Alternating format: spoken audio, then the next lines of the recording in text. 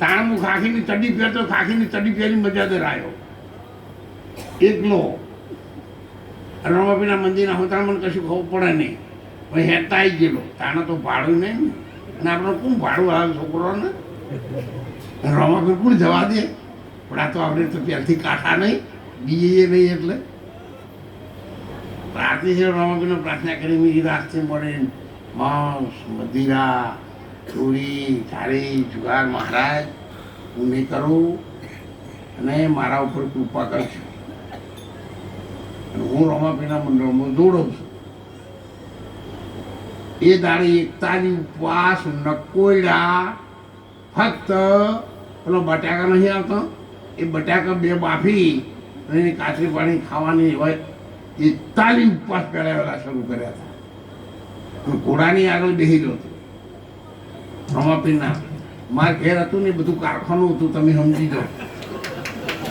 એટલે મારી બાકી હમણાં તાર પપ્પાએ લૂંટો ખાલી માટલામાં ને એ પાણી તું પીવું એટલે તારા આપા ના રહ્યું હોય. આપણા ઘેર કારખાનું છે, તારે અહીંથી આવવાનું જ નહીં. એટલે આવું બધું હતું. તાણે તો તમને બધાને શી ખબર નહીં. પણ એની અંદરથી મારી બાએ મને બહુ બચાવી દીધું. પછી તો મેં 1000 દિવસનું તપ કર્યું, 31નું તપ કર્યું, આપની સાથે રહ્યો. અત્યારેથી પણ હું આપની સાથે જ છું. અને ભગવાને આપણા બધાની અત્યાર સુધી બધી મુઠ્ઠી રાખી છે. પણ મારો એક જ મારા મનમાં એવો ભાવ હતો. 5-7 વર્ષથી લોકો મને કહેતા કે મહારાજ હવના સમાજ માટે છે અને સમાજને ચોય માથું કાલે એવું રણું જમો વધારેમાં વધારે આ ધજાવરોની હેઠતો જાય. મારા મહારાજ તો લેવા પાટીદાર છું, ઓળકોમ લેવા પાટીદાર બધા મારા નજીકમાં છું. બધાને કીધું. આવા સાધુ સંતોને મેં 3-4 વાર નૂરતા આશ્રમમાં ભેગા કર્યા અને કીધું કે તમે મને આશીર્વાદ આપો અને આપણે રણુજા આશ્રમ બનાવીએ. એ બધાના છેલ્લા 5 વર્ષથી પ્રયત્નો સફળ થયા. સારામાં સારી જગ્યા સાહેબ, સોનાની લગડી જેવી જગ્યા આપણે રાખી છે, ગમે તો નથી રાખી. એટલે આ બધું મને કહેવાનું હતું તમને, પણ આપણે ભેગા થઈએ તાણે ને. એટલે આજ મોકો આ અમને ઊભો કર્યો તો એમને તાળીએથી ફેર વધાવો. અને આવડો મોટો પ્રસંગ રાખ્યો છે તે તમે એના પ્રમાણે કોક સારું કરજો. અને ત્યારે આપણે ભજનમાં કહીશું.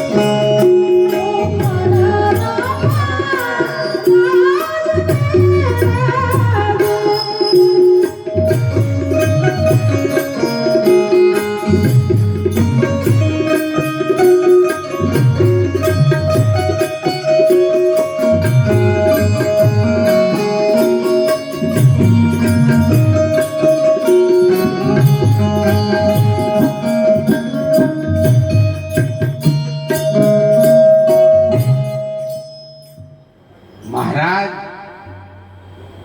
અમે તો હરદમ કહીએ છીએ, હરદમ અમારી સાથે રહેજો. પણ આ જગતમાં જ્યારે જ્યારે આ જગતને ભીડ પડે ત્યારે મહારાજ આ વિશ્વની અંદર જેટલા પરચા રામદેવજી મહારાજે પૂર્યા છે ને એટલા બીજા કોઈ દેવી દેવતાએ પૂર્યા.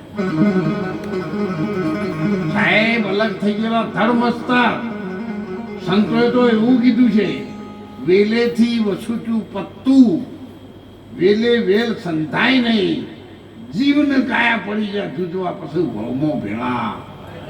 પણ અને ભવમો ભેળા કરનાર રામદેવજી મહારાજ સ્વયં કૃષ્ણનો અવતાર હતા.